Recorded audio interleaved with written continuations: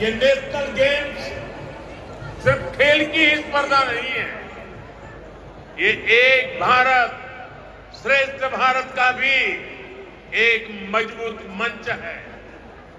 ये भारत की विविधता को सेलिब्रेट करने का आयोजन है। आप कोशिश करें आपके मेडल में भारत की एकता और श्रेष्ठता की चमक भी नजर आए। आप यहां से देश के अलग अलग राज्यों की भाषा, खान पान, गीत संगीत की बेहतर जानकारी लेकर जाएं। मेरा एक आग्रह स्वच्छता को लेकर भी है।